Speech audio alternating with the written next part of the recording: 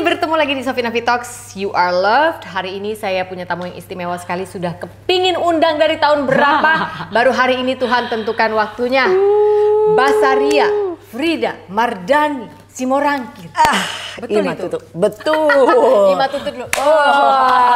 Dan ternyata kita Mareda. Betul sekali, Mareda kita. Mareda. Buat yang orang-orang dari Korea Utara, biar kalian tahu ya, Eda. Karena memang boru juntak mamanya. Betul, mamaku boru simanjuntak. Jadi bukan eda-edaan, memang betul. Eda betul. Eda betul. Eda betul ya. Waktu setahun yang lalu, enggak tahun ini, Semi Simorangkir adalah adiknya Sari Simorangkir. Kami undang waktu itu di Bali syutingnya. Itu dia udah bilang, mama aku baru simanjuntak loh kak, katanya gitu. Ya udah berarti aku panggil abang sama kau, soalnya kau udah nikah kan, kita udah nggak pariban lagi kan ceritanya gitu. Emang lo ngerti adat nggak sih? Sedikit-sedikit ngerti lah, sedikit-sedikit ngerti. Padahal lahir di Semarang, lahir di Semarang, besar di Makassar, pernah ke Manado juga. Jadi emang karena pekerjaan papa gitu, jadi kami anak-anak yang memang ikut gitu kan, pindahnya kadang-kadang nggak menentu, ada yang 2 tahun, ada yang 5 tahun, ada yang cuma 3 tahun atau setahun gitu. Jadi ikut muter sama papa dan mama. Iya. Pertamina ya papa Pertamina. Ya katanya waktu itu. Aku ingat Semi sempat cerita. Jadi Sari, Semi dulu atau Frederick? Frederick dulu. Jadi Sari, Frederick dan Semi. Sebenarnya kami 5 bersaudara loh, Eda. Kakakku perempuan meninggal dipanggil Tuhan pada waktu masih kecil juga. Lalu aku, lalu nomor 3 juga perempuan meninggal juga. Lalu tersisalah si Frederick dan Semi. Jadi dirimu seharusnya nomor 2? Iya. Jadi harusnya nomor 1, 2, 3 ada trio cewek-cewek boros Simorangkir. Lalu ada Frederick dan Semi. Maaf, ini waktu, karena Semi juga bercerita hal yang sama tentunya. Waktu anak yang pertama meninggal umur berapa ya kakak waktu itu? Udah kenal sama kakak? Enggak, kalau aku belum kenal karena aku masih terlalu kecil. Beda kami 2 tahun. Oh. Jadi dia meninggal era-era dia umur 2 ke 3 tahun. Jadi aku masih masih bayi. Iya, oke. Jadi nggak sempat main bareng ya? Iya, cuma aku melihat foto-foto aja bahwa ya ada foto-foto di mana mama kasih lihat ini kakakmu gitu. Nah kalau waktu adik aku bisa ngeliat juga walaupun aku bedanya cuma ya 2 tahun juga gitu, hampir 2 tahun gitu. Jadi ya itulah. Waktu tahu bahwa punya 2 saudara perempuan yang meninggal, 1 kakak waktu itu dirimu masih kecil banget, and then the other one you saw, apa yang ada di pikiran Sari umur segitu? Pada waktu itu ya.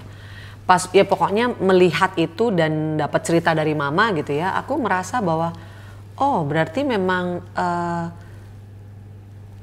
kematian atau ya waktu kecil itu buat aku waktu itu pikirannya adalah orang kalau meninggal tuh kalau sudah tua. Oke. Gitu kan mata anak-anak gitu. Oh why kan masih kecil gitu, kenapa gitu. Ternyata ya mama bilang ya ini karena sakit, terus karena obatnya bereaksi terlalu dijelaskan keras, lah iya. sama mama gitu. Jadi mungkin si adik ini nggak kuat gitu. Karena aku diceritakan dan aku melihat sendiri dia dibawa ke rumah sakit itu dalam keadaan cuma demam aja gitu. Bukan yang sakit parah gitu loh Eda. Enggak gitu. Jadi loh kenapa si adik gitu. Jadi hanya melontarkan pertanyaan begitu dan akhirnya ya itu meninggal gitu loh. Jadi itu umur berapa ya berarti? How old were you?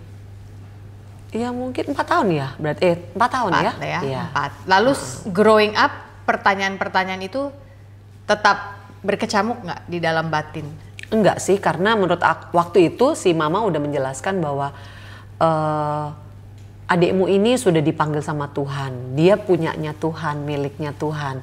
Jadi memang dia sudah dipanggil pulang sama Tuhan. Ya udah, jadi adikmu ada 2 ya, si Frederick sama si Semi gitu. Jadi udah dari situ aku terus ya cuma ingat bahwa ya udah ini 3 lah kami ini yang tersisa gitu. Itu konsep yang sudah diterima pada saat itu dan iya. Tidak dipertanyakan lagi sampai hari ini? Sudah enggak. Tidak pernah ada episode mempertanyakan berarti? Tidak. Jadi bisa diterima ya? Bisa diterima. Itu. Aku mau tanya, bisa nggak menerima konsep di mana Sari Simorangkir harus menjadi mendadak anak pertama? Itu kan beda tanggung jawabnya. Iya. Ya memang pada waktu mama bilang sama aku, kau ini kakak ya yang paling tua. Itulah kan. Harus kasih contoh. Adik-adikmu lihat sama kau gitu kan ya. Jadi selalu ya pada waktu itu ya mama ngedidik aku cukup keras. Mama strict. Tapi bukan hanya sama aku sih sebenarnya, sama adik-adik. Karena memang mama punya background juga yang cukup tough dalam hidupnya. Jadi kalau mau apa-apa itu emang mama tuh tegas gitu loh. Jadi kalau dia memerintahkan apa atau meminta apa itu ya kami harus ngikutin. Dalam borjun arti, pula. Itu mau ku ngomong tapi tak enak hatiku. Borjun tak lah kan, keras dan tegas gitu. Itu ciri khasnya kan. Dan memang ya itu yang aku lihat bahwa tapi aku nggak pernah regret itu. Aku nggak pernah, karena ketika sampai di saat sampai aku hari ini ya aku punya 2 anak, ternyata memang itu membuat aku tough apa yang dilakukan sama mama ya. Aku pribadi ya, membuat aku menjadi perempuan yang tough gitu. Mengerti, punya tanggung jawab gitu kan ya. Kayak misalnya sempat satu kali mama itu dipindahkan ke Surabaya, tapi kami anak-anak udah nggak ikut.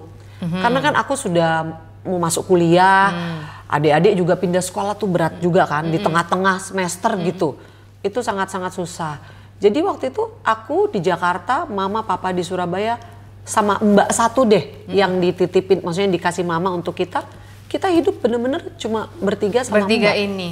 Iya. Oh, di Jakarta? Di Jakarta. Dan zaman itu kan belum bisa video call, mama nggak ngecek bisa, atau cuma apa, pakai telepon rumah, cuma dicek-cek aja kalau misalnya kita lagi ini ya si mbak paling bilang, tadi si mama telepon loh, nanti telepon lagi kak katanya gitu ke mama gitu, paling gitu aja sih. Nah berarti kan di situ anak pertama kan di mana-mana selalu dibilang your third parent. Iya. Di situ berarti terasa dong sebagai anak pertama. Terasa kan dikasih uang belanja sama mama. Catat ya, atur biar pas semua gitu. Oh iya mak gitu. Catat ya ini adik-adikmu uang sekolahnya ini gitu. Jadi emang semua dikasih tanggung jawab ke aku gitu. Tapi ya aku sih ya udah dikasih tanggung jawab, aku cuma berusaha menjalankannya. Tapi ya sejauh aku inget sih aman-aman aja sih Eda gitu. Gak ada perasaan kayak ih berat kali nih ya. Karena kadang-kadang kan anak kedua yang harus tiba-tiba step up suka merasa seperti, nggak tahu nih teman-teman di rumah merasakan apa enggak gitu ya. Mungkin ada merasa I'm wearing shoes too big for me. Aku memakai sepatu yang terlalu besar. Aku butuh dibantu. Bagaimana ini caranya? Mungkin karena aku udah dari kecil itu Eda udah bilang cuma tinggal 3 anak mama. Kau nomor 1, si Frederick nomor 2, si Semi Siapudan.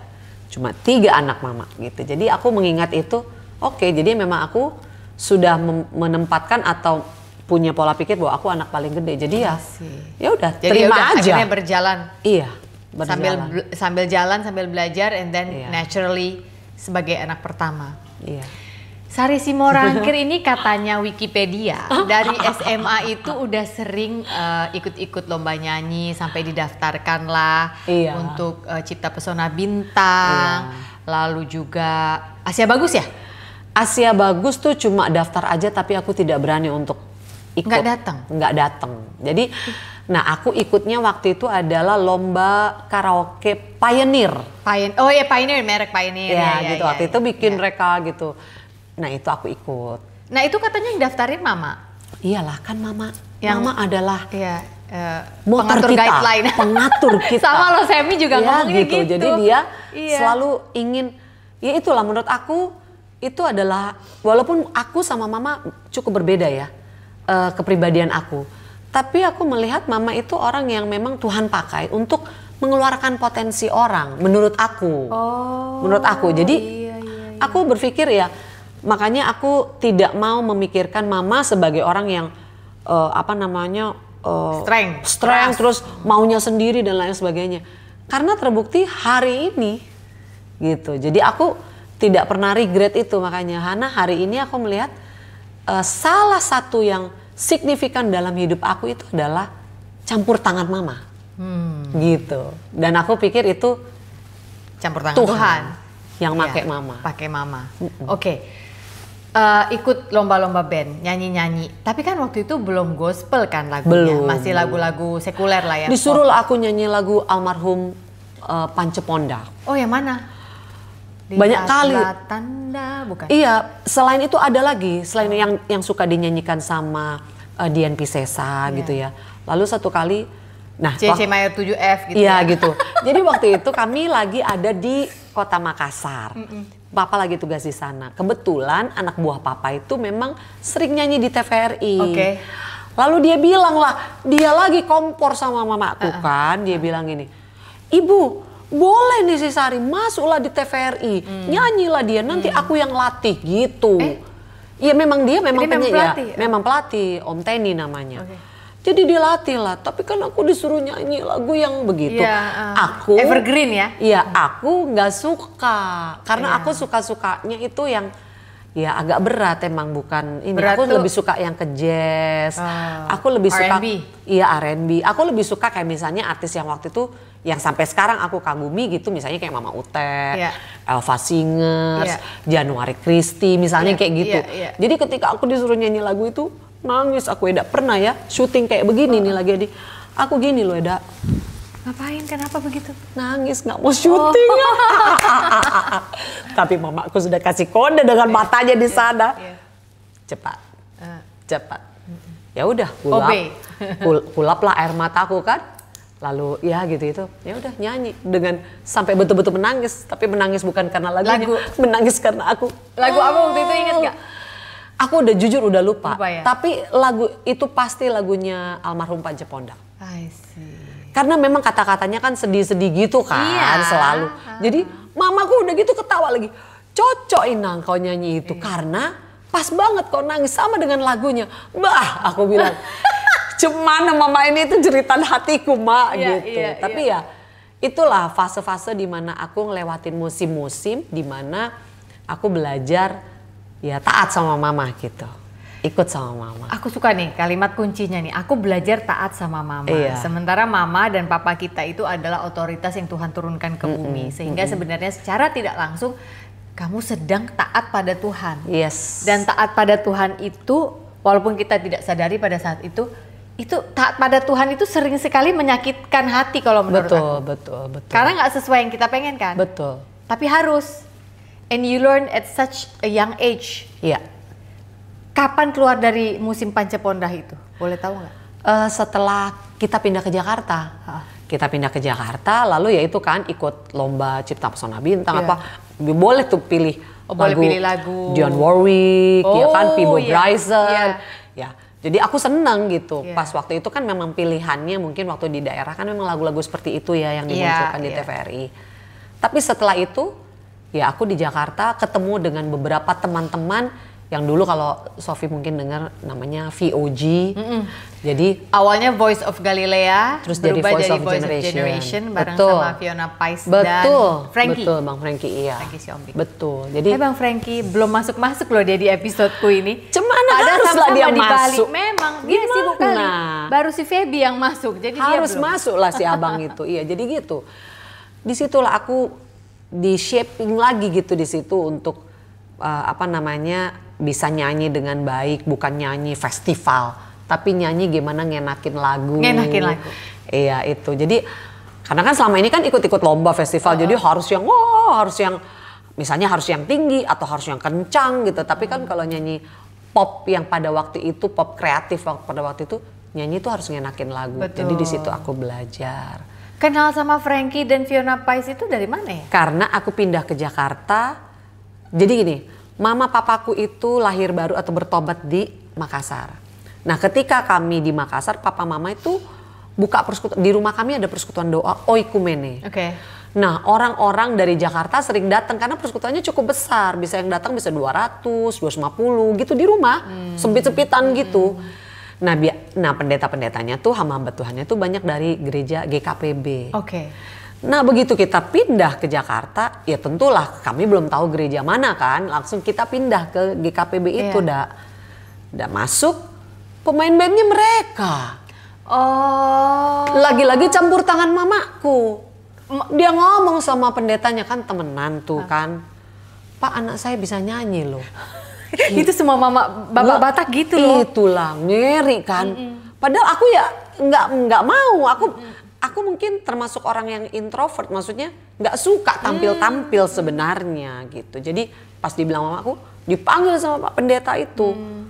Coba saya undang anaknya Ibu Simorangkir. Langsung di tempat. Iya, suruh nyanyi. Untung pula bisa bener ya. Iya, aku nyanyi dengan kesederhanaanku dan ya lumayan lah ya, mungkin nggak fales-fales dilihat mereka.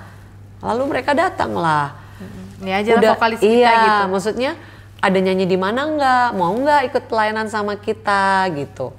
Ya udah, aku mau gitu. Dan memang kita ada beberapa saat kami memang segereja bersama-sama. Mungkin sekitar hampir 2 tahun kita sama-sama satu gereja. Jadi aku mengenal mereka di situ. Tapi waktu itu di gereja yang tempat diundang itu udah jadi worshiper langsung? Jadi belum lah. Masih jemaat? Iya, masih jemaat. Jadi mereka yang sudah melayani justru. Iya, abis itu langsung Enggak juga. Aku bukan pelayanan di situnya, tapi aku ikut bukan ikut di gerejanya, tapi justru ikut pelayanan yang VOG itu. VOG. Dulu nama bandnya Ezra Band. Gitu. Lalu berubah jadi Voice of Galilea, berubah jadi Voice of Generation itu. Iya. 2 album itu ya? 2 album. Abis itu hilang, balik-balik 2009 lama kali untuk reuni. Sebenarnya ada waktu itu kita pernah di kontrak khusus eksklusif sama Sony Music setelah Voice of Generation. Nah, karena Voice of Generation namanya ya mungkin terlalu kurang catchy, kurang menjual, jadi kita dulu tuker ganti namanya Take Off Band. Sempet jadi Take Off Band? Sempet Eda. Kami itu menurut aku kami itu punya fase-fase atau melewati masa-masa perjuangan lah yang membuat kita mungkin Bang Frankie juga, Kak Fiona juga bisa jadi seperti sekarang gitu ya. Ada fase-fase perjuangannya, yaitu Take Off Band. Tapi ya memang mungkin juga Tuhan gak kehendaki, aku juga gak ngerti. Tapi pada saat itu kami berbenturan sama Avi 1. Hah? Itu? Menuju Puncak? Itu zaman itu? Yes, di zaman itu kita dapat kontrak eksklusif. Dan tapi di zaman itu juga Avi ada reality show kan, maksudnya tiap minggu. Dan itu lagunya meledak. Jadi kami tuh istilahnya tidak di waktu yang pas lah. Tapi sama-sama Sony? Sama-sama Sony. Sama-sama Sony. Kontrak di Sony berapa album ceritanya? Si Take Off Band ini? Aku lupa ya, kayaknya si Bang Frankie sih sama. Tapi waktu itu kontrak di Sony sebagai gospel band kan? Atau enggak, sekuler itu. Sekuler? Karena lagu-lagu kita kan memang lagu-lagu yang bertema positif. Kita enggak yang lagu rohani untuk nyanyi di lagu gereja gitu, enggak. Jadi positif aja. Pesan-pesan yang positif. Membangun gitu. harapan. Betul. Ya, memberikan. No ecstasy ada waktu itu karena zaman-zaman itu kan sering banget ecstasy gitu kan. Ada judul lagunya salah satunya No Ecstasy. Jadi emang pesan-pesan yang positif sih. Gitu. Okay. Tapi jadi nggak take off lah band itu ya? Kurang take off. Jadi masih di landasan. Iya. Nggak apa-apa lah ya. Tunggulah hanggar berikutnya ya. Iya, itulah. Kan gitu ya. Iya. Setelah itu langsung masuk si True Worshippers pada saat itu, terus jadi pemuji ya, ataukah album dulu? Kan aku album dulu, album solo dulu. Itu siapa itu yang ini kan anak dari Makassar, datang ke Jakarta pun nyanyi mama yang suruh. Lalu mulai lihat bahwa kayaknya bener juga sih mama ya, kayaknya aku di musik gitu kan. Terus bikinlah itu si VOG, jadilah Take Off, kesalip dengan ketenaran Avi, itu pun gak jadi. Harusnya by then udah agak frustrasi, harusnya. Tapi malah bikin album pertama. Itu siapa yang ngajarin? Sari bisa kok bikin album pertama. Oh ya, gimana saya ngumpulin duitnya? Kayak gitu-gitu aku mau tahu. Itulah pekerjaan suami saya. Oke. Jadi dia yang bilang begini sama aku, "Mah, kamu kan ada talenta. Nggak apa-apa." Waktu itu udah nikah? Sudah nikah. Aku tuh nikah cukup muda, Eda. Aku umur 22 tahun, aku menikah. Dengan Bang Handi? Iya, betul. Jadi memang pada waktu itu aku kan, kami sudah pacaran pas lagi VOG itu, sudah kenal kan, gitu, sudah pacaran, sudah jalan, terus abis itu menikah. Masih menjalankan VOG itu juga, jadi pada zaman Take Off, VOG album kedua, lalu menjadi Take Off itu masih ada. Maksudnya abang tuh sudah ada jadi suami aku. Nah pada waktu sesudah itu kan break nih bandnya, terus dia bilang, masa kamu berhenti? Masa kamu sampai di situ aja gitu? kamu nggak mau coba gitu untuk bikin solo album gitu. Dan terus dia bilang kan kamu bisa nulis lagu. By the way, pengalaman aku belajar bisa nulis lagu itu adalah ketika aku memang di VOG. Di VOG belajar pertama Iya, kali. karena aku dikasih tanggung jawab sama teman-teman, ayo pada bikin lagu semuanya. Karena kita sendiri dong yang nulis lagu kita untuk band kita. Jadi aku belajarlah menulis lagu di situ, dan puji Tuhan lagunya jadi berkat dan jadi judul album juga pada waktu itu, album VOG pertama, Aku Sadari judulnya. Aku sadari. Iya, ya akhirnya, nah karena suamiku lihat begitu dia bilang, kenapa kamu nggak tulis lagu lagi? Kenapa kamu nggak mencoba gitu kan? Kamu bisa nyanyi, kalaupun sekarang grup belum bisa jalan, ya tapi kamu harus tetap dong bisa berkarya gitu, dia bilang. Oh gitu ya. Oh ya udah, terus tanyalah, hubungin teman-teman yang dekat gitu ya. Terus tanya mereka kesediaannya, terus mereka juga mau support aku gitu. Ya udah, mulailah di situ aku nulis lagu lagi, lalu juga ada menyanyikan beberapa lagu terjemahan juga. Dan disitulah aku bikin album pertama tahun 1999. Iya, itu 1999 tuh kalau aku lihat catatanku di sini. Catatan loh aku lihat. Iyalah. Besar Setiamu. Yes. Langsung album rohani. Iya, lagu rohani. Jadi bukan sekuler, bukan positif. Kenapa pilihannya? Padahal si Take Off aja waktu itu positif ya? Iya betul, tapi aku berpikir karena ya mungkin pada waktu itu ya, kok belum jadi-jadi nih, belum bisa-bisa. Apa mungkin Tuhan nggak kehendaki kali ya? Apakah Panggilan aku memang harus melayani gitu, maksudnya pure, bener-bener untuk musik gereja gitu. Which is di zaman itu juga, ya menurut aku musik gereja masih udah bagus, tapi masih ya kurang berwarna lah gitu. Untuk aku yang suka R&B, aku yang suka musik-musik lebih lebih gospel gitu ya. Iya, udah dengerin Whitney pasti, Yolanda Adams pasti udah didengerin ya. Betul, itulah yang kita dengar. Jadi kita Bibi Winans, Sissy Winans gitu kan ya. Pengen yang kayak gitu di Indonesia gimana ya gitu Jadi ya. aku bikinlah yang seperti itu, Eda. Oh. Dan memang ternyata setelah kita keluarkan, ya cukup ada respon, tapi belum sampai gimana-gimana banget. Mungkin karena aku penyanyi baru, lalu ya musiknya baru kan buat dunia gereja gitu. Jadi belum terlalu diterima. Labelnya siapa waktu itu yang Besar Setiamu ini?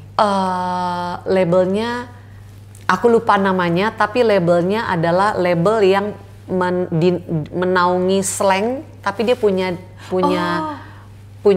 ini, kalau ada suamiku dia tahu tuh, dia yang ingat, soalnya dia kan yang ngurus-ngurus kan. Jadi kalau di sekulernya tuh slang. Bandnya ini Virgo Ramayana Record. Tapi dia punya satu lagi yang distribusi untuk yang gospel. Itulah aku di situ. Itu berapa kontrak di situ, berapa album? Aku ada 2 album di situ. Itu sampai sekarang masternya ada. Punyanya Virgo? Enggak lah. Karena ininya kalau kita ya suamiku ya memutuskan untuk pada saat itu kita bukan di kontrak eksklusif, jadi kita per project. Jadi kita titip jual. Oh, titip tapi edar. pakai label. Berarti dia. Master punya Sari dan Bang Handi gitu ya? Iya. Kok hebat juga ya, Bang Handi itu kerja apa dulu, kok udah ngerti kayak gini-gini tahu di tahun ya, dia kerja di mana 99. ya dia ya. Iya, dia berpikir seperti itu karena ya itu belum tahu, kita belum jelas. Dia juga suka tuh, maksudnya masalah-masalah yang kayak gitu tuh, yang kayak hukum legalnya gimana gitu. Nah, jadi tapi bahwasannya dia udah mikirin itu di tahun 1999. Iya. Selain campur tangan Tuhan memang. Menurut aku itu amazing. Pada saat itu orang yang penting gue album, yang penting gue mau terkenal, yang penting gue pengen menyuarakan. You don't care. Mau master punya siapa. Kalau si abang enggak, dia kalau bisa memang dari awal kita pegang dulu. Gitu. Jadi kita lihat abis itu gimana. Dan puji Tuhan sampai hari ini sebenarnya album aku itu semuanya master kita yang pegang. Oh, that's good. 12-12-nya nih. Album 12 kan ya? Wow. 12-12-nya. 12 apa 13 ya, Kak? Lupa aku. 12 dan berbagai macam single yang di sprinkle kanan kiri seperti hiasan pohon Natal. Ibu ini banyak kali lagunya. Kalau bikin lagu itu apa? What instrument do you use? Or lalala nyanyi terus nanti ada arrangernya atau gimana? Paling pertama awal itu lalala nyanyi pakai itu, tahu kan yang dulu yang recorder kecil yang itu. Panjang itu kan, kasetnya kecil gitu kan. itulah. Lalu aku bisa main gitar cuma kunci C. Ya. Main piano juga kunci C. C always, C forever lah gitu. Nah tapi ini ya, aku lihat bahwa Tuhan itu memang nggak bisa dibatasi gitu ya. Ketika aku denger sound itu, aku denger nada itu kan main-main di otak aku.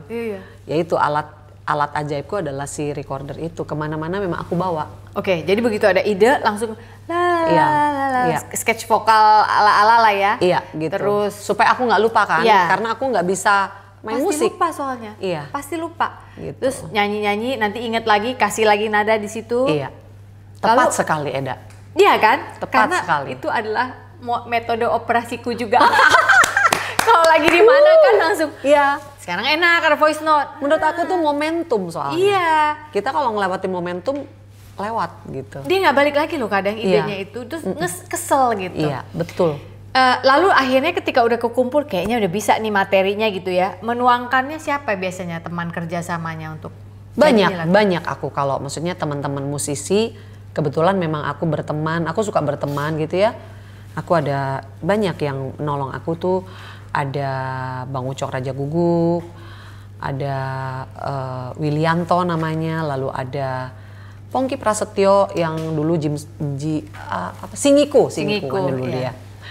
Terus ada yang sekarang ada teman-teman yang di gereja, ada namanya Andrianto, ada Henry Jonathan, ada Ryan Hadi Utomo. Itu benar-benar teman-teman yang memang aku bisa collab sama mereka. Dan lucunya kalau misalnya aku kasih lagu, karena mereka udah tahu taste-nya aku apa, kesini ya chord-nya. Kesini kan maumu kan. Nah misalnya kalau kurang cocok nih, enggak Bang, kayaknya ada bunyi apanya gitu. Terus nanti aku bisa lari ke piano. Bang kayaknya ada yang hitam di sini ya. Iya. Oh berarti jadi ini apa gitu. Iya gitu. Jadi di sini udah tahu maunya apa kan. Nah, tapi menuangkannya itu. Tapi puji Tuhan punya teman-teman yang baik, yang luar biasa. Terus enak diajak kerjasamanya. Itu akhirnya ya lagu-lagunya bisa diaransemen dan bisa jadi lebih bagus daripada apa yang bisa aku bayangkan juga gitu Eda. Tahun 1999 itu album pertama, Besar Setiamu langsung gospel. Nggak lama setelah itu 99 juga album judulnya Sari. Itu di tahun yang sama. Itu gospel juga? Gospel, semua albumku gospel. Gospel, oke. Setelah itu 2002, betul ya? Iya. Memujimu. Disinilah breakthrough 30.000 kopi, betul? Iya, sudah bener. Mungkin karena pada saat itu aku juga sudah mulai pelayanan kan, karena udah ada produk juga yang aku bawa kan. Jadi orang tahu ketika aku nyanyiin, mereka bisa cari kasetnya kan. Oh iya, kan pada waktu itu kaset CD gitu ya. Mereka bisa cari, lalu mereka bisa nyanyikan di gereja. Jadi dari situlah mungkin di ketiga itu sudah mulai signifikan penjualan albumnya. Nah, waktu itu apa yang terkenal dari lagu yang album ketiga ini yang Memujimu? Yang menurutmu, wah ini sampai 30.000 kayaknya bukan Memujimu deh, Besar Setiamu, Sari, lalu 3131, right? 3131 2005 when you were 31. Oh iya. So itu apa ya? Before itu ya. Touch. Oh Touch dulu. Sorry. Touch iya. yang ada duet sama Semi dong. Iya. Itu yang meledak. Iya.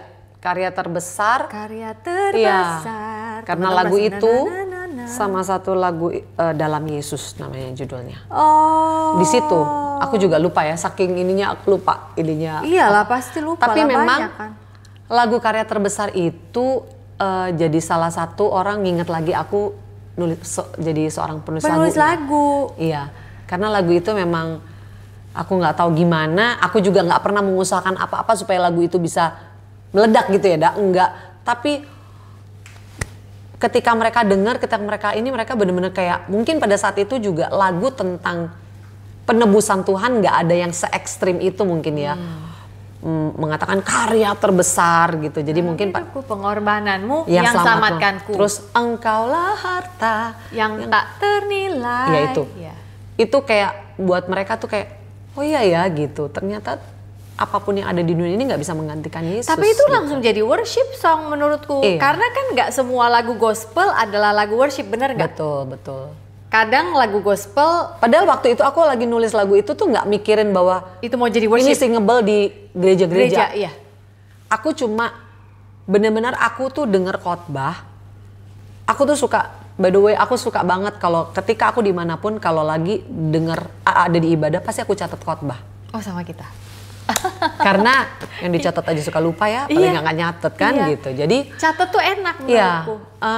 Dan pada waktu aku dengar tentang pengorbanan Yesus bahwa tidak ada yang bisa membawa kita kepada Bapa tanpa melalui Dia, Yesus yang mengorbankan nyawanya. Dirinya. Jadi sangat luar biasa dong apa yang Tuhan lakukan. Karena tanpa Dia aku nggak bisa gitu.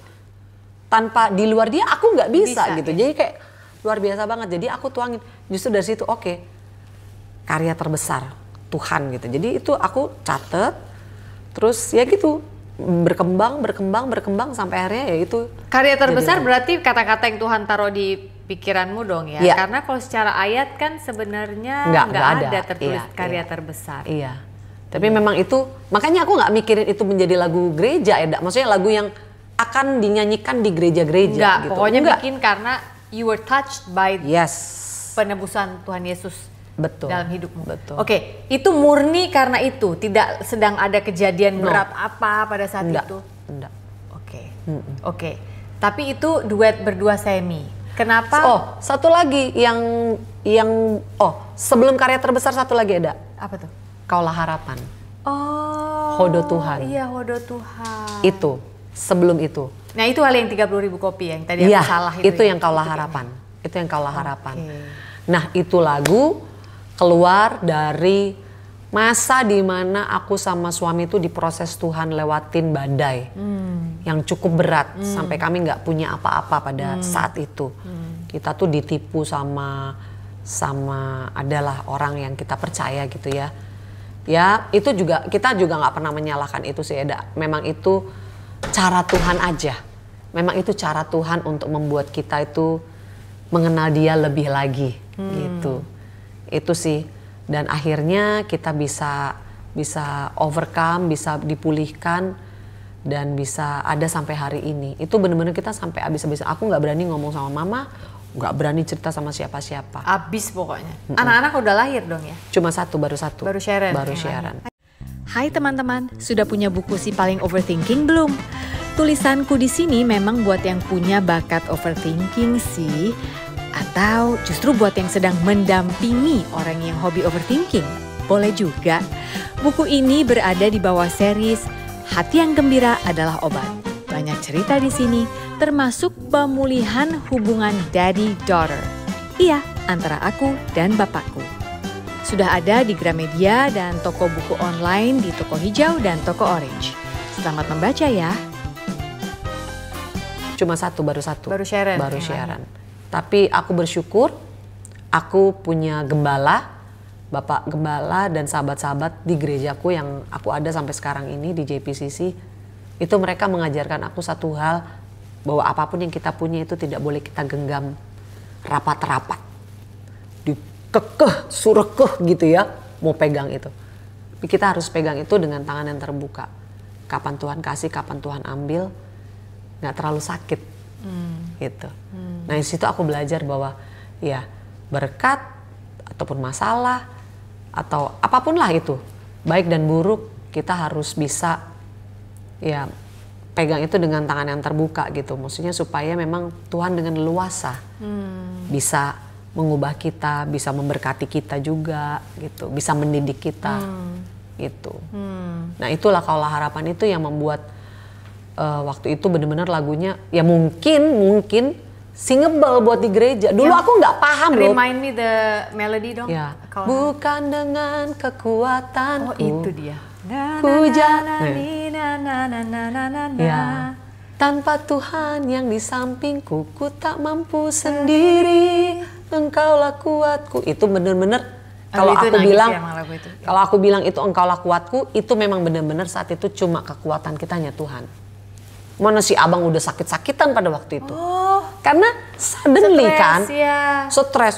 Udah ada yang asam urat lah, sampai kakinya bengkak lah, yang hipertensi lah, yang inilah, yang itulah, yang ini banyak sekali. Sampai sakitnya tuh banyak pada waktu itu, sakit yang nggak diduga-duga gitu. Tapi aku tahu dia karena stres.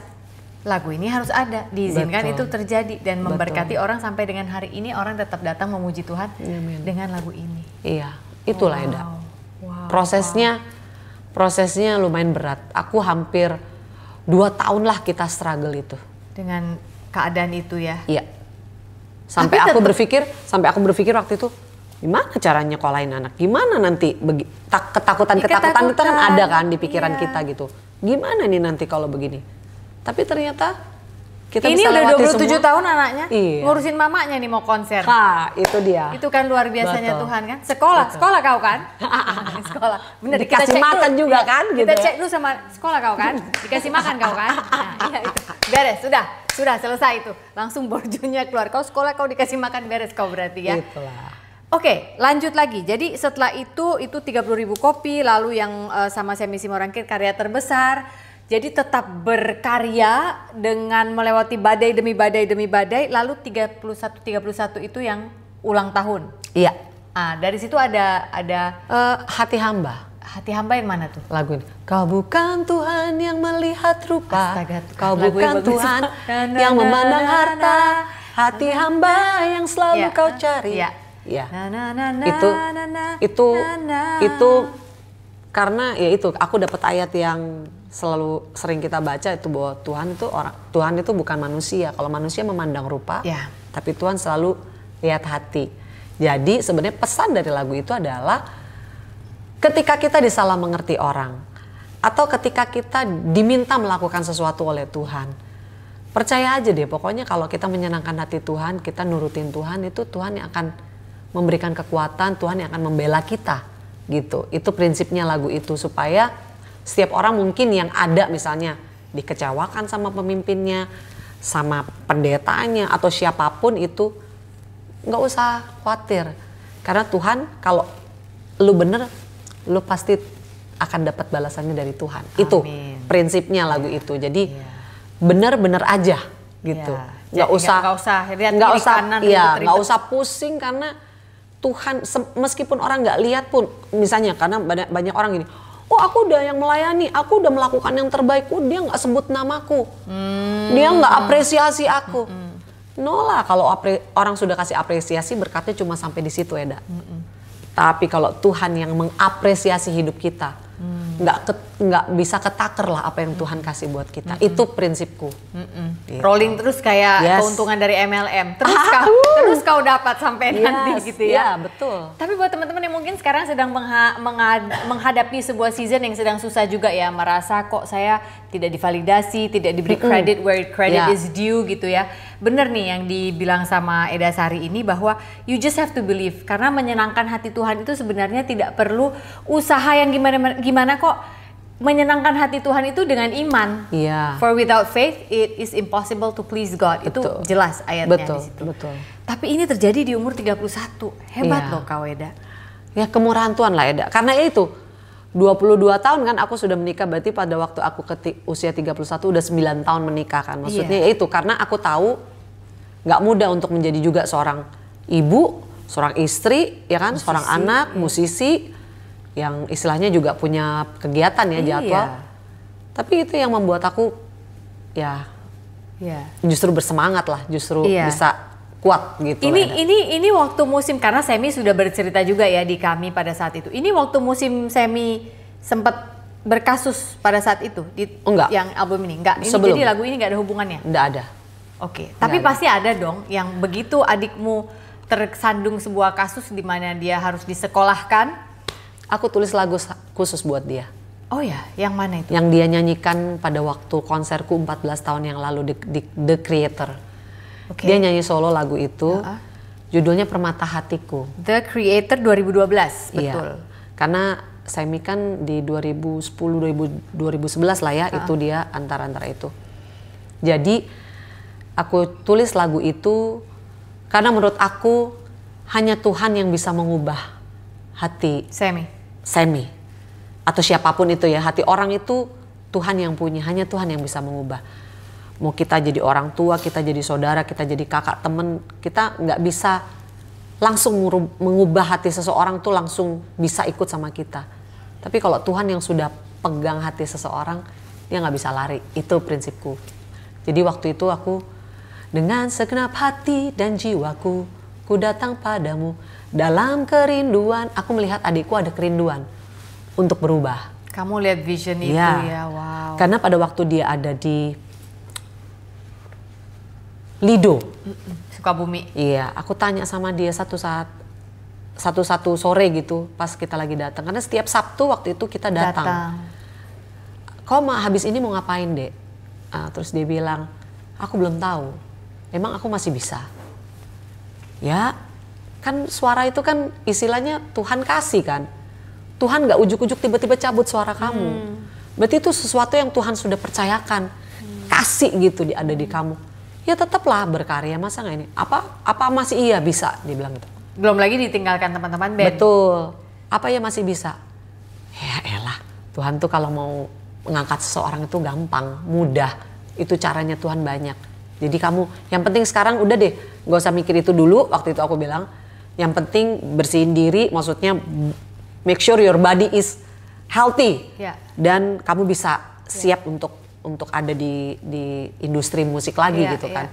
Jadi makanya dia, waktu itu aku inget banget dia mau ikut olahraga. Dia paling males sebenarnya dulu olahraga. Tapi pada zaman itu kan dia badannya tuh tiba-tiba gede banget ya. Namanya juga ya nggak ada aktivitas. Jadi dia besar sekali badan waktu itu. Tapi aku ngelihat dia mau punya usaha untuk mengecilkan badan, diet dan lain sebagainya. Jadi aku berpikir bahwa dia ada kerinduan gitu. Ku datang padamu dalam kerinduan, kasih-Mu yang sanggup mengubahku dan menguatkanku dalam pengharapan. Terus refnya, Yesus Engkaulah permata hatiku, dunia tak dapat menggantikanmu. Aku berdoa bahwa ketika adikku mengatakan itu, menyanyikan itu statement dari dia. Bahwa kasih-Mu yang mengubah aku. Yesus Engkaulah permata hatiku, dunia tak bisa mengganti. Dengan istilahnya aku beriman bahwa hidup kamu dia. ganti iman waktu itu kan berarti for him. Yes. Wow, what a sister. Karena aku melihat cukup berat ya papa mamaku. Pada waktu itu papaku justru itu 2000 berapa ya? Ya sebelum Semi terjerat kasus itu kan papa kena kanker stadium 3B. Gitu. Jadi berat buat aku melihat papa mama begitu. Itu jadi aku berpikir kalau bisa ya Tuhan bener-bener jangan sampai papaku sakit lagi. Iya. Aku takut banget gitu karena aku ngelihat kok papa menderita gitu kan. Gitu. Jadi aku minta Tuhan tolonglah gitu. Sebagai si anak pertama ini pula kan. Iya, jadi kalau bisa Tuhan, bahkan adik aku gitu. Tapi Tuhan itu Tuhan yang mendengar ya, Dak. Tuhan itu Tuhan yang mendengar. Itu yang aku yakin. Ketika kita minta, ketika kita sungguh-sungguh berharap sama Tuhan, itu akan Tuhan kabulkan. Dan aku melihat hidup adikku sekarang ya aku bisa berbangga lah gitu. Karena dia bisa menjalani hidupnya dengan baik, dia bisa berkarya lagi. Aduh. Bayangkan suara sebagus itu dia nggak mau nyanyi lagi, gimana caranya? Tuhan udah kasih itu, Tuhan nggak ambil itu. Tuhan cuma mau hidupnya, hatinya gitu lekat sama Tuhan. Itu aja. Jadi makanya aku tulis lah lagu itu memang spesial untuk dia karena aku minta dia untuk nyanyi di konser itu. Itu kayaknya pertama kali dia nyanyi sepanjang dia setelah kasus di konserku itu The Creator 2011 bulan April. Nah itulah yang aku syukuri, makanya setiap lagu itu memang ada ceritanya lah Eda gitu. Yang Tuhan izinkan untuk aku lewati, aku lihat, aku rasakan gitu. Jadi aku memang bersyukur sama Tuhan. Kalau mau ditanya bisa nggak bikin lagu sebenarnya? Nggak bisa lah gitu. Tapi emang karena Tuhan yang titipkan, Tuhan yang kasih, ya aku coba untuk. Berarti di tengah kasus itu ya bikin lagu itu ya? Sesudah. Oh sesudah, jadi karena memang ya itu aku pikir, Dek, kau nyanyi ya nanti di konser kakak gitu. Dia bilang, dia masih bingung kan. Udah nyanyi aja, nggak usah pusing orang mikir, kamu gini. Oh, ini udah susah baru mau nyanyi gospel gitu. Orang nggak usah pikir gitu. Itu. ya itu Tuhan lihat hati kamu, udah nggak usah pikir itu, udah nyanyi aja, itu suara semuanya dari Tuhan. Kakak tahu persis itu suara dari Tuhan dan nggak bakal Tuhan ambil. Aku bilang gitu, itu nggak bakal Tuhan ambil, kamu tetap nyanyi gitu. Ya itu puji Tuhan lah Eda bisa sampai sekarang ini. Dan memang aku kalau tulis lagu, mungkin ada beberapa yang suka nanya, aku kok memang kalau nulis lagu bukan karena cuma mau rekaman. Ya. Memang itu ada di dalam benak, hati, harus dilahirkan kan lagu itu. Selalu aku lakukan, aku dengar khotbah, aku lagi di jalan, aku apa, tulis aja gitu. Orang kan suka tanya berapa lagunya, aku nggak tahu berapa lagunya. Soalnya aku memang selalu tulis, ada yang bisa jadi langsung, ada yang cuma setengah jadi dulu gitu kan, tapi aku tetap melakukannya. Karena prinsipnya sesuatu yang tidak dilatih itu akan hilang. Sesuatu yang tidak dijaga akan rusak. Gitu aja sih, Eda. Jadi kamu betul-betul adalah orang yang merawat talenta ya. Aku melihat dari cerita ini betul-betul orang yang merawat talenta, perkara apapun musim hidupnya, perkara badai apapun yang sedang dialami. Tapi kalau memang talentanya ada di situ ya diasah aja terus di situ. Iya. Setiap ada hal kecil, maka Tuhan akan memberikan juga hal-hal besar. Which is your concert sebentar lagi. Ya. Ini konser ke berapa berarti selama berkarya? Selama berkarya konser yang tunggal, yang solo konser ini ketiga. 2008 ada namanya Sari Mordena Concert. Waktu itu di Gedung Bapindo di Sudirman ya.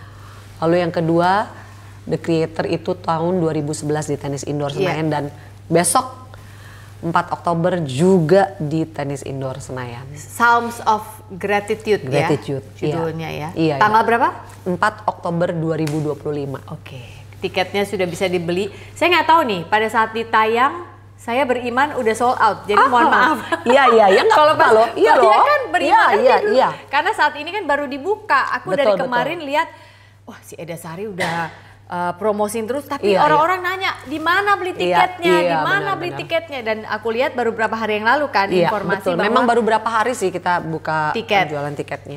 Oke. Jadi jangan sampai nggak datang. Kalaupun misalnya pada saat ini tayang rupanya sudah habis, pasti adalah cara Tuhan untuk kau nonton itu. Datanglah kau, memujilah kita bersama-sama. Itu akan ada bintang-bintang tamu juga ya? Nanti di sana ya. Ada beberapa yang kita tunggu hanya beberapa orang aja memang yang cukup dekat dan ada di sepanjang perjalanan karir aku lah istilahnya dalam menyanyi. I have another question for you. Melihat dirimu ini memang si mendadak harus jadi anak pertama, and I think you're doing it very well. Tetapi juga aku lihat ada di beberapa sisi yang drive-nya anak pertama yang ambi itu nggak terlalu ada-ada banget sebenarnya. Betul. Kayak tadi itu pas kita baru ketemu di pintu depan, terus aku tanya, Sharon sekarang kerja di mana? Oh, dia sekarang ngurusin aku. Memang dia suka kerja. Karena ternyata mama nggak bisa.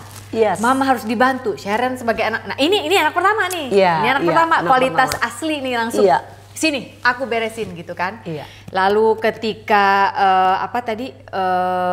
album pertama yang sama Sony tergilas oleh Tren Afi, Bang Handi di situ yang ambil alih. Seorang Sari lebih ke, oh bisa ya kayak gitu. Iyalah yuk. Oh bisa ya kayak gitu. Jadi enggak, karena aku anak pertama ya, aku ngeliat ambisinya tuh, aku bisa mengenali ini anak pertama nih pasti. Aku kurang ambisi sih sebenarnya, jujur ya. Dari kepribadian aku kurang. Ya udahlah kalau belum ya.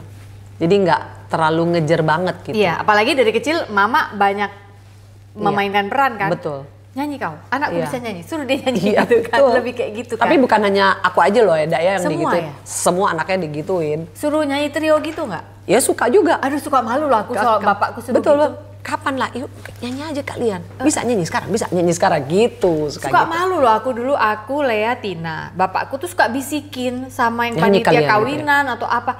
Boruku bisa nyanyi. Trio. Terus malu tahu. Aku juga mengalaminya kok, sama. Tapi ya udah. Kadang diseragamin lagi. Udah gede kuliah gitu masih kau pakai yang baju warna ini gitu. Itulah almarhum bapakku. Itulah ya. Tapi orang tua kita itu adalah orang tua yang terbaik yang memang Tuhan sudah pilih buat kita. Betul, no matter what, dialah yang memang harus mendidik dan membentuk kita menjadi seperti sekarang ini ya. Betul, Eda. Oke, so the last album was 2013, Manifest itu ya? Atau ya betul. Manifest ya? Oh, Sovereign ya. Sovereign. Ya, Sovereign. Tahun berapa itu, Kak? Kira-kira Kakak ingat nggak? 2017. 2017. Nah, kalau lagu ini, nah ini nih, awal-awal aku pindah ke Bali ini, pengetahuanku soal lagu gospel Indonesia belum sekaya itu. Jadi ketika menemukan lagu ini, jadi masih Inggris nih. Begitu menemukan yang lagu Indonesia, aku nyanyi ini sambil nyetir di dalam masa Tuhan mengasingkan aku ada di Bali waktu itu untuk mengurus keluarga. Jadi betul-betul disuruh menepi dulu dari semua karirku di sini. Semua orang bertanya, kenapa lo pindahin? Panjang, aku belum bisa cerita pada saat itu. Baru sekarang nih kalau ditanya aku bisa cerita. Tapi aku ingat aku lagi nyetir waktu itu untuk run some errands lah ya.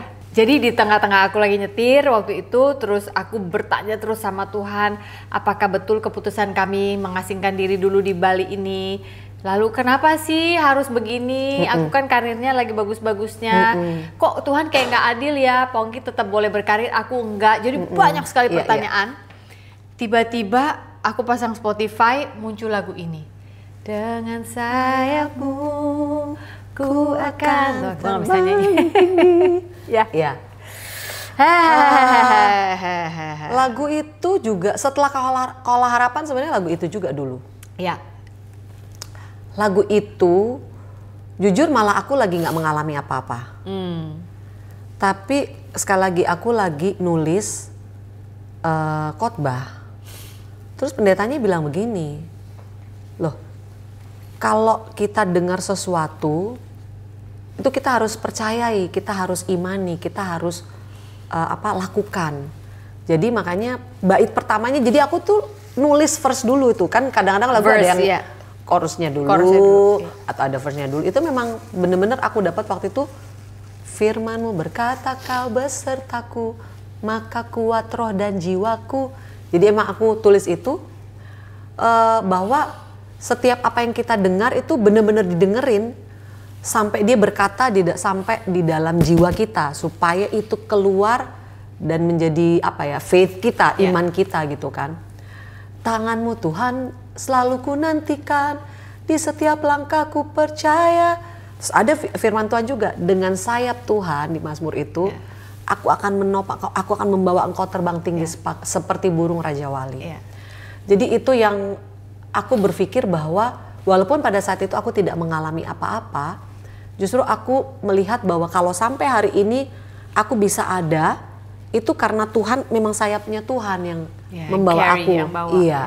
Jadi menyadari dengan keadaanku yang sudah istilahnya dipulihkan Tuhan, malah aku bisa tulis lagu itu gitu, bahwa memang ternyata dengan sayapnya Tuhan. Karena itu kunci banget tuh buat aku.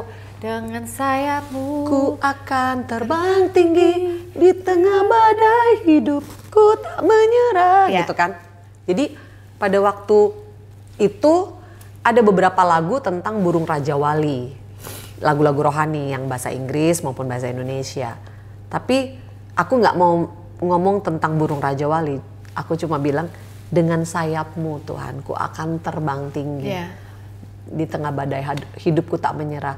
Kau kekuatan dan perlindungan bagiku. Terus itu, pertolonganku di tempat maha tinggi. Kita nggak bisa cari pertolongan di level ini ngapain? Frekuensi kita jangan main di low frekuensi. Iya, memang harus terbang tinggi. Harus yang supernatural. Aku melihat, nah pada waktu itu aku mendengar sebuah khotbah itu dan aku langsung lihat burung Raja Wali itu kayak apa sih? Ternyata burung Raja Wali atau elang itu kalau dia mau dipulihkan, dia harus ada di tebing yang tinggi sendirian. Dia paruhnya dia harus diantuk-antukkan ke batu supaya pecah, supaya tumbuh yang baru. Bulunya dia cabutin semuanya, rontok dulu supaya itu rontok semua sehingga itu jadi dia yang baru. Iya, jadi musik itu sebenarnya dari situ gitu. Makanya aku bikin lagu gitu, dan puji Tuhan lagu itu juga naik lagi setelah 2011 The Creator itu. Dimana di situ pas lagi aku konser, di situ memang ada kesaksian, ada satu anak kita belum kenal tadinya orang tuanya, tapi akhirnya kita jadi kenalan.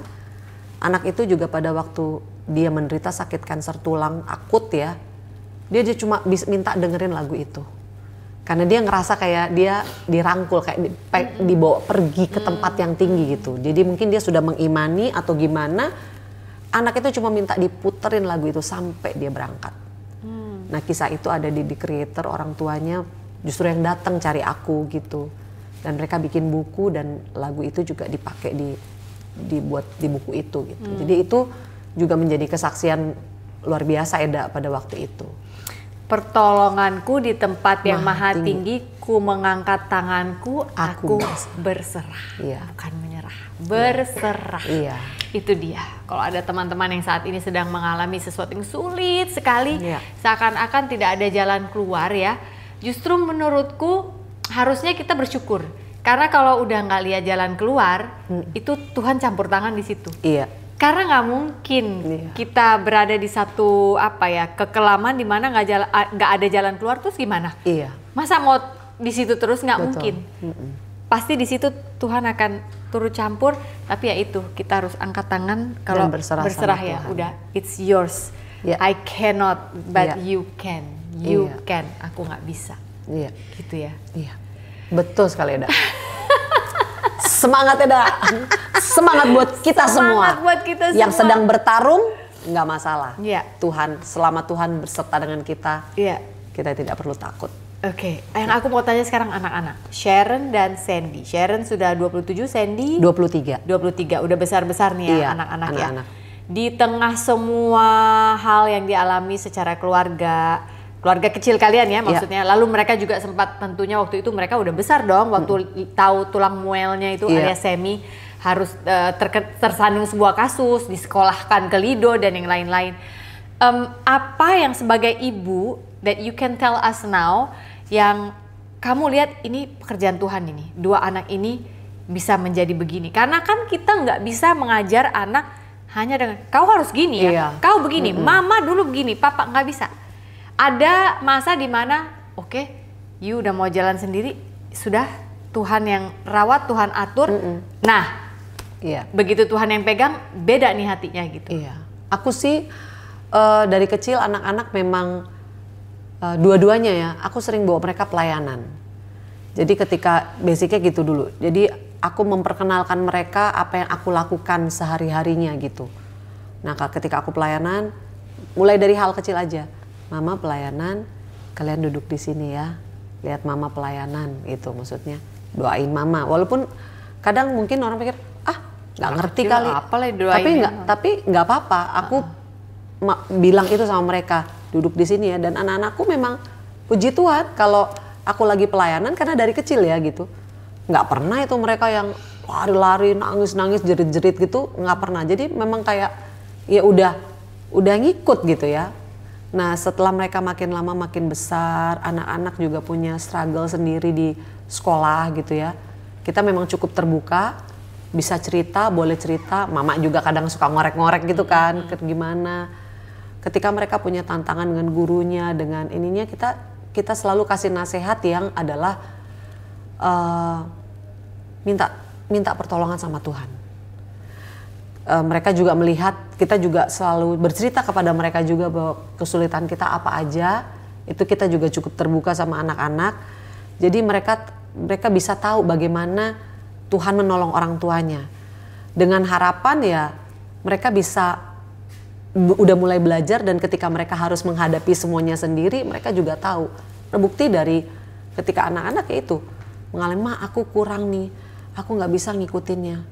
Minta sama Tuhan, Ninang, aku bilang gitu. Yuk kita berdoa. Kita selalu pergi pagi berangkat sekolah ya Kak ya. Masih kita antar dulu, kalau pulang sekolah kan biasanya pakai jemputan. Tapi kalau pagi itu kita antar dan kita kirim mereka, kita kawal mereka dengan doa. Selalu itu kita lakukan sampai mereka besar-besar. Bahkan sampai sekarang, kadang juga anakku kan satu masih lanjut S2 di Melbourne kan.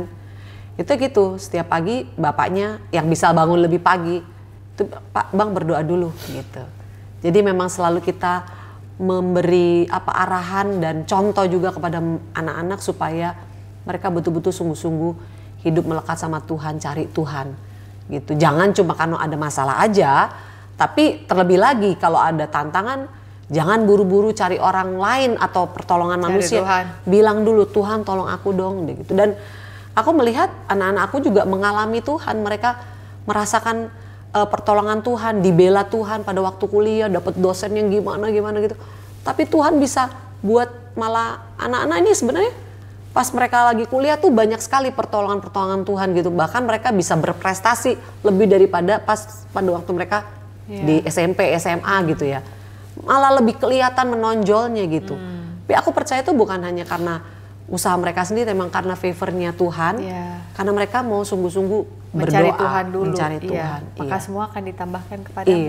Itu sih yang aku lihat. Jadi anak-anak ketika kita susah juga, ketika kita sulit juga, mereka juga tahu dan mereka mendoakan. Papanya sakit, si abang pernah loh itu matanya itu cuma tinggal dibilang 17% sama dokter.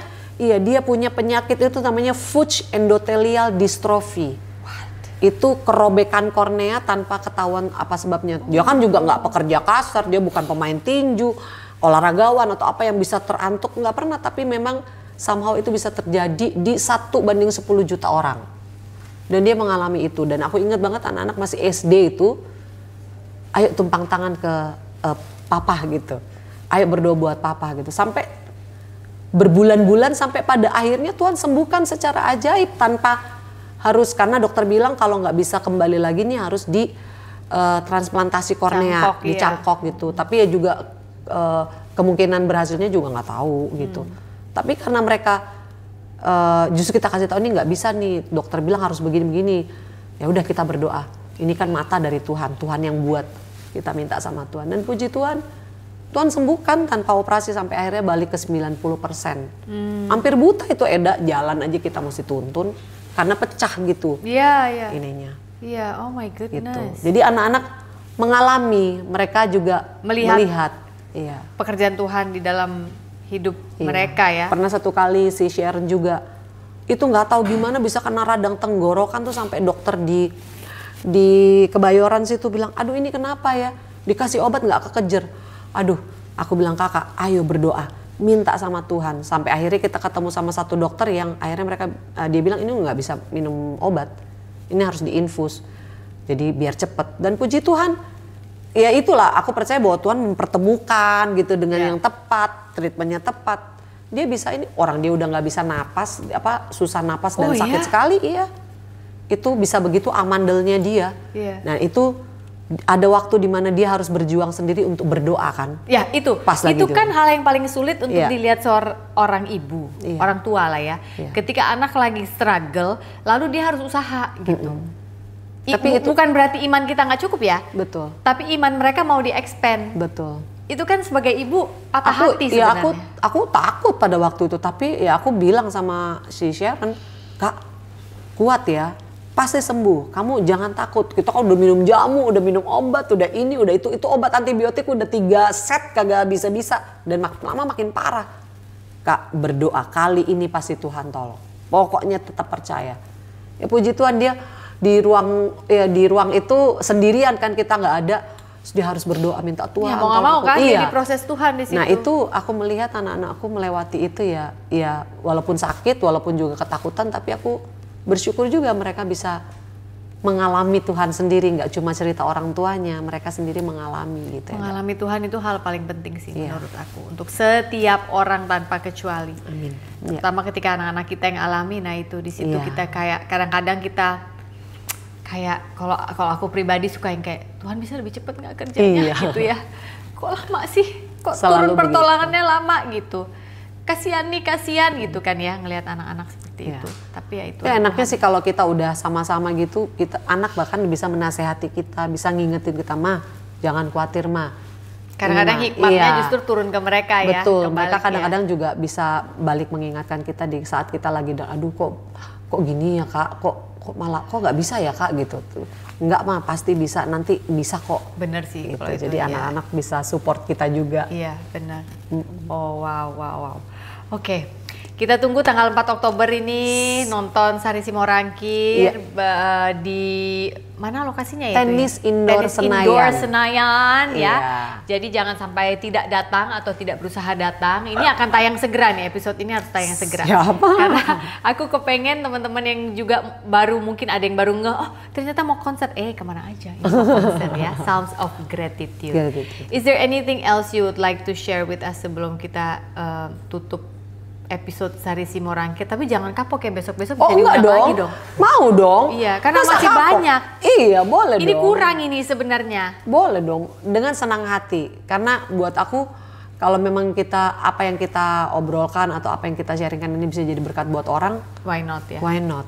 Iya, gitu. Ya, paling aku mau apa nama acara ini? Sofi Navi Talks. Sofina Navi Talks. Iya. Buat teman-teman semua, percayalah bahwa setiap musim kehidupan itu memang bisa berubah-ubah. Tapi di setiap musim itu Tuhan Yesus selalu ada untuk menemani kita, memberikan kita kekuatan. Jadi jangan pernah kalah sebelum berperang.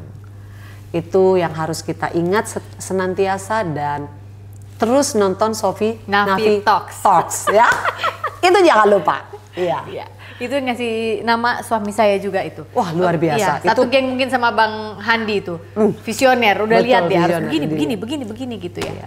Thank you so much for coming today. Sama-sama Edaku, thank you for having me. Terima kasih juga karena kami tidak mungkin syuting di sini kalau bukan karena Kak Sari. Karena dengan semua Moye. dengan teman-teman yang ada di Moye. Saat ini kami sedang berada di yang namanya Moye Nest. Ini adalah sebuah rumah yang sudah dibangun dengan sangat cantik sekali dan diisi dengan furniture juga dari Moye. So it's actually on sale.